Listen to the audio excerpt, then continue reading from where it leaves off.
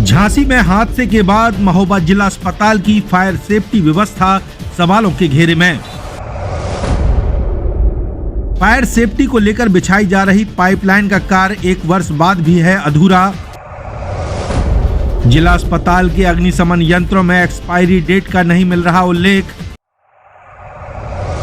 आपातकालीन स्थिति में जिला अस्पताल की सुरंगनुमा संरचना से बाहर निकलना बड़ी चुनौती।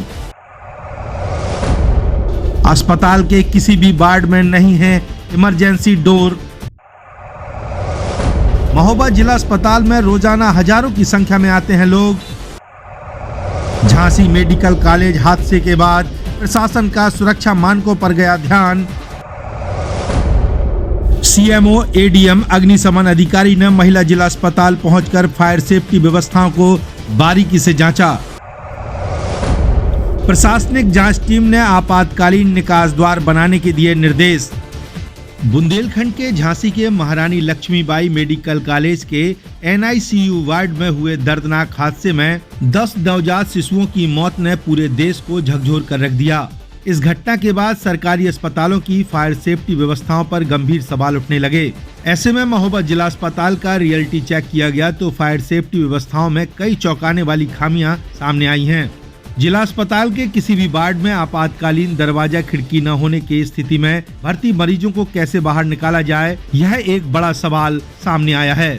यही नहीं, वार्ड में लगे फायर सेफ्टी सिस्टम का कार्य भी अभी तक अधूरा पड़ा हुआ है। महोबा जिला अस्पताल में फायर सेफ्टी व्यवस्थाओं पर देखिए एक रिपोर्ट।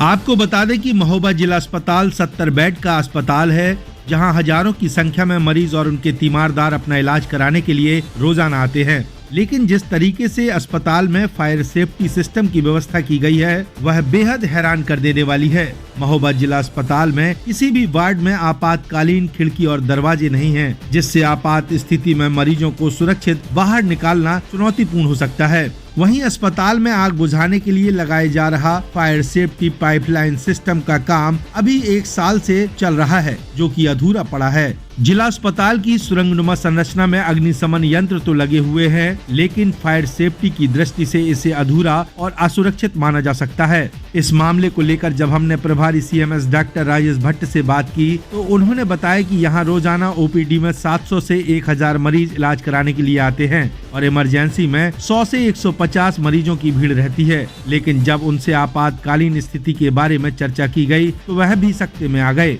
उन्होंने कहा कि फायर सेफ्टी मानकों के अनुसार सभी जगह दोनों टाइप के ABC और कार्बन डाइऑक्साइड के सिलेंडर लगे हुए हैं, जबकि फायर सेफ्टी पाइपलाइन का कार्य प्रोसेस में है। पूरे जिला अस्पताल में 140 सिलेंडर लगे हुए हैं, मगर जब उनसे आपातकालीन निकास के बारे में पूछा गया तो वो गोलमाल जवाब देते नजर आए। अग्निशमन सुरक्षा को लेकर मॉक ड्रिल पर उन्होंने जवाब दिया कि ये काम फायर ब्रिगेड विभाग का है। बीते 3 माह पूर्व उनके द्वारा जिला अस्पताल में मॉक ड्रिल किया गया था। अग्निशमन यंत्रों में एक्सपायरी डेट न लिखे होने के सवाल पर उन्होंने कहा कि सभी पर लिखा गया है, जिसमें नहीं लिखा है उसे रिफिल कर लिखवाया जाएगा। जिला पुलिस चिकित्सालय महोबा लगभग 70 बेड का अप्रूव्ड हॉस्पिटल है, जिसमें OPD रोजाना 700 से 1000 के बीच होती है और IPD लगभग 100 से 150 के बीच में होती है। सर, झांसी में घटना हुई है, हाल ही में अग्निकांड से कई बच्चों की मौत हुई है। ऐसे में अगर जिला अस्पताल में ऐसी कोई हादसा होता है तो क्या कैसे सुरक्षा की जाएगी, कैसे बचाव होगा? अभी हम लोगों ने मतलब फायर सेफ्टी के मानक के अनुसार सभी जगह सिलेंडर्स लगा रखे हैं, दोनों टाइप के ABC एंड कार्बन डाइऑक्साइड, और बाकी फायर सेफ्टी का काम प्रोग्रेस में है, तो लगभग पूर्ण होने वाला है। सर, कितने यंत्र लगे हुए हैं अपने जिला अस्पताल में अग्नि सुरक्षा को लेकर? लगभग 140 सिलेंडर्स लगे हुए इंस्टॉल्ड हैं। सर, जिला अस्पताल के जितने भी वार्ड हैं, कहीं पर भी जो है आपातकालीन खिड़की या डोर नहीं है। ऐसे में अगर कोई घटना होती है तो फिर कैसे बचाव करता है? नहीं, आपातकालीन डोर्स जहाँ हैं वहाँ पॉसिबल सबको समझाया जाएगा, और अभी मैं देख के और निरीक्षण करके बताऊँ। सर, अग्नि सुरक्षा को लेकर मॉक ड्रिल कब से नहीं हुआ जिला अस्पताल में? ये फायर सर्विस वालों का काम है, अभी 2-3 महीने पहले हुई थी और ज़रूरत पड़ने पर समय समय पर होती रहती है। जो आग बुझाने के यंत्र है, उनमें एक्सपायरी नहीं लिखी हुई है। कुछ ऐसे यंत्र हैं जिनकी एक्सपायरी हो चुकी है, तो ऐसे में क्या निर्देश आपके द्वारा दिए गए? लगभग सभी यंत्रों में एक्सपायरी लिखी हुई है, जिनमें नहीं लिखी हुई है उनको रिफिल करके एक्सपायरी लिखाई जाएगी।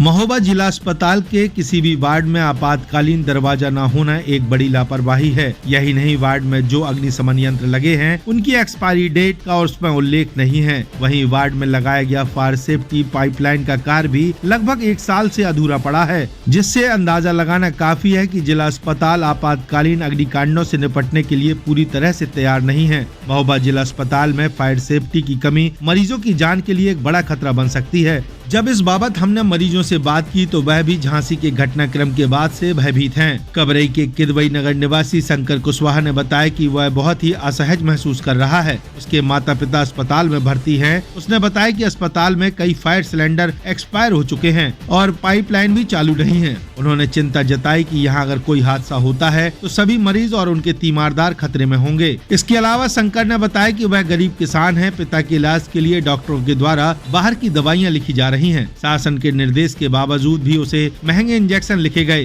पिता की जान बचाने के लिए वह 500 रुपए कीमत का इंजेक्शन लेकर आया है। उसने अस्पताल में मिलने वाली निःशुल्क दवाइयों की व्यवस्थाओं की पोल खोल कर रख दी है। किनको लेके आए, किनको भर्ती किए, क्या हुआ? मेरी माताजी हैं, मेरे पिताजी हैं। क्या हुआ? इनको माताजी को उल्टी दस्त हो रहा था और पिताजी को बुखार था और सर्दी जकड़े हुए थे। हाल ही में अभी झांसी में घटना हुई है जहाँ मेडिकल कॉलेज झांसी में आग लग गई, कई बच्चे खत्म हो गए। ऐसे में अगर हमारे यहाँ ऐसी दुर्घटना होती है तो क्या लग रहा है आपको, यहाँ कोई सुरक्षा व्यवस्था दिखाई दे रही है आपको? मैं जो हालात देख रहा हूँ पिछले 10 साल से कि बहुत बुरे हालात हैं हमारे महोबा जिला अस्पताल के। जो अभी ये फायर सिलेंडर लगे हुए, कुछ एक्सपायर हैं, कुछ चोक हैं। बड़ी मतलब जब कोई घटना होती है तब तो सब लोग एक्टिव होते हैं दिखावे के लिए, लेकिन ये जो पाइपलाइन लगी हुई अभी अभी चालू नहीं हुई है और यहाँ तक कि कोई इमरजेंसी खिड़की या कोई दूसरा गेट भी उपलब्ध नहीं है कि लोग कम से कम अपनी जान बचा के जो चलने फिरने लायक है वो निकल सकें। तो ये व्यवस्थाएं प्रशासन की नज़र में होनी चाहिए, देखनी चाहिए। लेकिन लग रहा है आप लोगों को अगर यहाँ सुरक्षा व्यवस्था नहीं है तो कैसा बड़ा असहज महसूस करते हुए हम लोगों को आते थे कि हमारा देश है, हमारे देश के अस्पताल है, सरकारी हमारे देश की सरकार है, लेकिन बड़ी असहजता महसूस होती है। अच्छा, स्वास्थ्य व्यवस्था की बात की जाए, सेवाओं की बात की जाए, कैसी स्वास्थ्य सेवाएं मिल रही है आप लोगों को? अब स्वास्थ्य सेवाएं तो ऐसी हैं कि अब मैं आपको क्या दिखाऊं।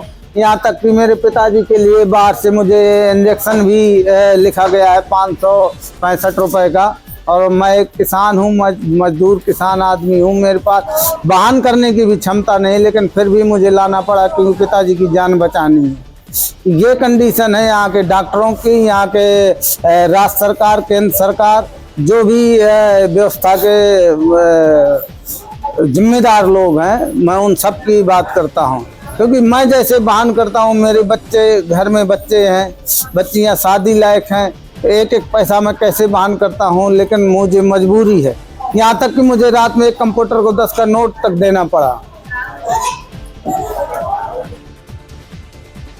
जिला अस्पताल में एक अन्य तीमारदार प्रीति ने बताया कि भले ही आग बुझाने की पाइपलाइन और सिलेंडर लगे हों, लेकिन वे काम करने की स्थिति में नहीं हैं। अस्पताल में आपातकालीन निकास के पर्याप्त इंतजाम भी नहीं है, जिससे संकट की स्थिति में मरीजों को सुरक्षित बाहर निकालना लगभग असंभव होगा। प्रीति ने बताया कि कई मरीज ऐसे होते हैं जो चलने में अक्षम होते हैं। ऐसे में मौजूदा व्यवस्थाएं अपर्याप्त लगती हैं। खत्म हुआ, आप लोगों को यहाँ कैसा डर सता रहा है, क्या लगता है? यहाँ तो कोई ऐसी सुविधा नहीं है कि एक ही गेट है, ना कहीं खिड़की है, ना इतनी ज्यादा पाइप लाइन भी डरी है, ये सिलेंडर भी लगे हैं, ये भी खत्म हो चुके हैं। तो कोई समस्या हो जाए तो भगने के भी लिए कोई दिक्कत पड़ जाएगी।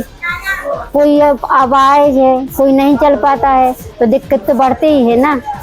तो इसलिए से कुछ तो सरकार को करना ही चाहिए। क्या लग रहा है, कैसा लग रहा है आप लोगों को, सुरक्षित महसूस कर रहे हैं? नहीं, यहाँ तो ऐसी कोई सुरक्षा नहीं हमको नजर आ रही है। दिक्कत ही दिक्कत ही, जब मालूम है ना कहीं खिड़की है, नहीं कहीं दूसरा गेट है, सामने एक गेट है, आदमी भगदड़ मर जाएगी तो क्या करेंगे। कोई अब आए से नहीं पाता है, कोई का कुछ समस्या है तो नहीं जा पाता है, ये दिक्कत।